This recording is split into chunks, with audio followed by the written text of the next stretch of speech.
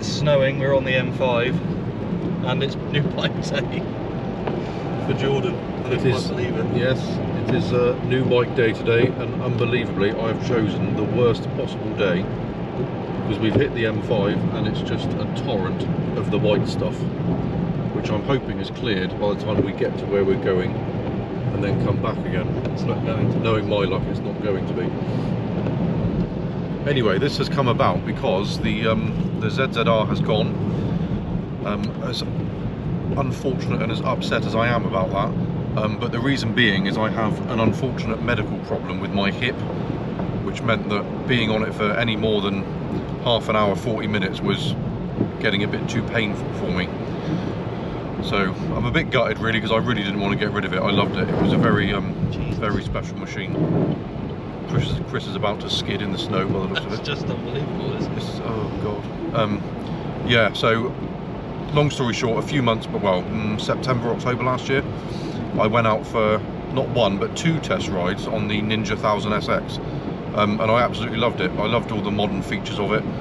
I did still have a little bit of hip pain, but I'm going to get that on any bike. I think it's just an unfortunate problem that I've got, but it was nowhere near as bad as it was on the Big Z. So when we do our trip later this year, I should be in much better standing on this new bike than I was on the ZZR. So you've got to get it home first. I have. You've seen these bloody roads. I know. It's getting worse. It is getting worse. You'll have to leave me there. I'll just have to get a hotel and I'll come back tomorrow, isn't it? It might come to that. So, look at it. I know. I've never seen a brand new bike, brand new tyres, and you're riding through a slush puddle. Well, it's not my choice, is it? I didn't say please snow today, did I? You couldn't have chosen a worse day. No, I know. Really This wasn't even forecast either. It was just forecast to be a bit of drizzle. Well, earlier in the week it said it was just going to be cold and dry, and look at it, look. Unbelievable. Anyway, we will come back to you when we get there, if we get there. If we get there, yeah. Which at the moment it looks like we're not going to. Don't overtake, you maniac. I'm not, it's just... Yes, we'll hopefully update you when we get there, again, if we get there. But the most important update will be if I get back. So, if I get back, we'll see you later. And more info on the trip as well coming. Oh yes, yeah, and that. Very excited about it. Right, wish us luck. Right, so here we are back in the garage. I will make a confession. The clip that you've just seen was actually filmed about 3 months ago when I first picked the bike up. I'll be honest, the journey home was absolutely horrendous. The worst, by far, the worst ride of my entire life. It was still snowing, it was like 1 or 2 degrees, and I've got summer gear, so I was absolutely freezing. It was horrible. So when I got home, I just got everything off. I washed all the crud down off the new bike because it was absolutely caked in crap. So yeah, I did that, and since then I've been so busy I've just completely forgotten about it. But I finally now got round to finishing the video. So here it is. Yeah, the ZZR was gone, and this is the replacement.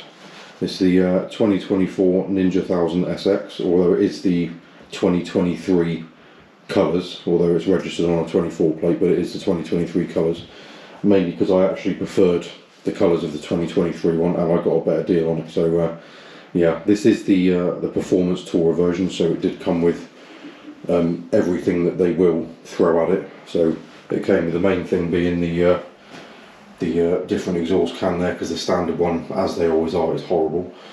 Yeah, so it came with that. I have got the panniers. They're upstairs at the minute, but I have got them.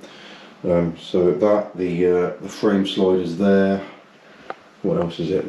Oh yes, the heated grips, and it did come with the foam mount as well, but I took that off because I don't need it because I've got the quad lock. The touring screen, which is always nice, and I think, unless I'm forgetting something, I think that might be it. Oh, and a screen protector for the little LCD. Not that that's really that important, but there we are. And the USB power socket there, that will be very useful. So yeah, I very much like it. So as I said, because it's been 3 months since I picked it up, it has literally just 2 days ago had the 600 mile run in service. Well, I say 600 miles, it's actually, it's done 550 miles, but that's that's plenty, that's more than enough. So yeah, it's had the first run-in service.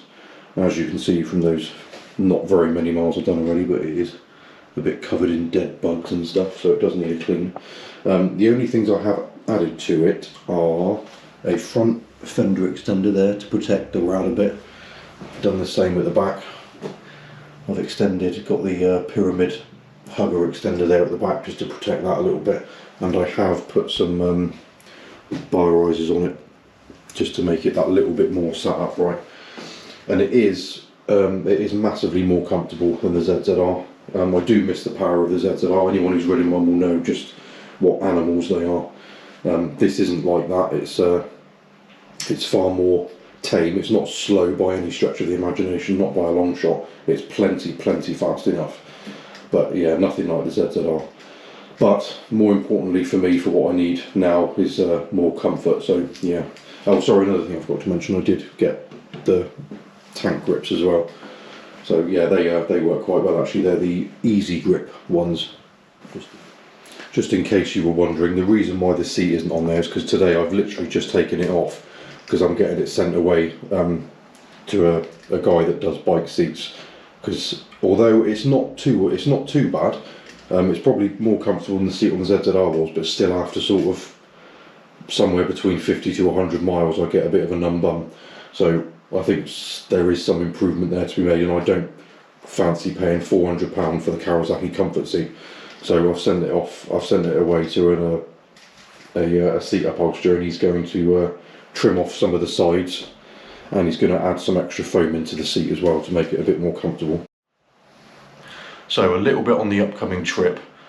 We are leaving next month. Me and Chris are both very excited about it. We're leaving on the 14th of July. I mean, it's nothing massive. It's the first time we've ever done this on bikes. We've both been abroad a fair few times in cars. So we're not bothered about driving on the other side of the road or anything like that. We've done it plenty of times before.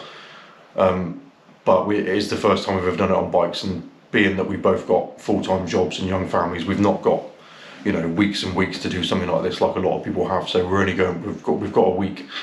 And we've decided we do want to sort of see places rather than spending the entire week on, you know, just riding on the bikes on motorways or wherever. So yeah, we're starting on the 14th of July. We're riding down to Dover, staying over there overnight, getting the ferry the next morning on what will be the Monday morning, and then we're going into France through Belgium, and then we'll be at the Nürburgring by the end of the first day.